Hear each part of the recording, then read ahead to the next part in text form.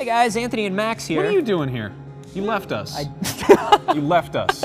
What's going on over here? Artsy and cerebral. Do you need somebody to stand on a very large box next to Max? Yep. And talk about indie games? So what do we check out?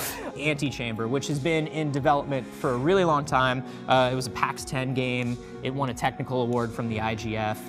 It's awesome. It's kind of a first-person puzzler. There's going to be some Portal comparisons. Yeah. It's inevitable. Yeah, but it's kind of like if Portal was set in an M.C. Escher painting. Yes, with a sort of pinch of Windows 95 in there. Yeah, absolutely. And we should just say, before we even get into this, if you've seen anything from Antichamber, if Antichamber seems interesting to you, Antichamber is a freaking awesome game, and just go buy it and don't watch the rest of this video. Roll the dice and figure it out for yourself. Because the reason we're not doing a review for this is that if we showed 4 minutes of video from it, it would be 4 minutes of spoilers. Yes, just all spoilers. So we'll show some video of it so you sort of know what it looks like, but we won't give away any of the solutions so that it ruins the game for you, because we are professionals. So basically, you will walk around. I'll give away a couple things. There will be a part in the game where you will walk towards a dead end and you will find out it wasn't a dead end at all. No, it was a trick. It was a trick.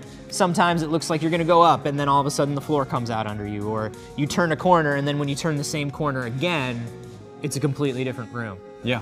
Which sounds like a recipe for utter and total frustration. What I think is good, though, is that if Portal tried to do this, it wouldn't work because there's too many kind of things going on visually. Yeah. In this, it's such a stripped-down kind of aesthetic that it really, you've got all the elements in front of you. Yeah. And it simplifies what you're looking at. It kind of becomes, without ramming a bunch of explanatory text down, you piece together what you're supposed to do. Or unless you don't, and then you probably get mad because sometimes it is difficult. But that's the thing, is even though every single room has different rules, even though you don't know what to trust, and I think that's really important, is we're used to having a very rigid rule set in games.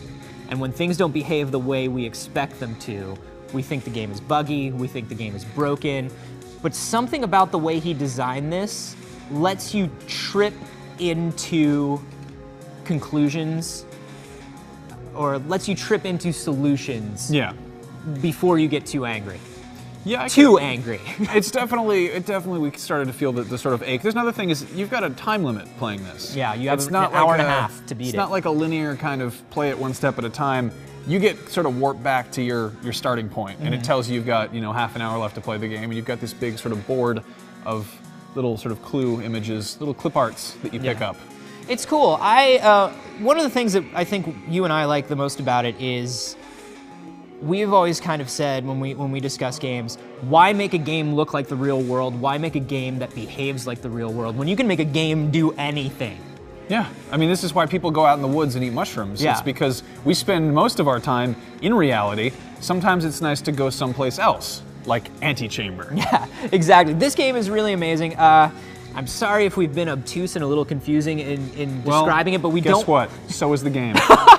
And we definitely don't want to give too much away. It's $14.99 now for the PC. You can grab it on Steam, and you absolutely should. It's something really, really different. We're gonna talk about another indie game soon called Proteus, which is a whole other can of pixelated-looking things. It's as calming as Antichamber is frustrating, I think. So subscribe so you don't miss that one.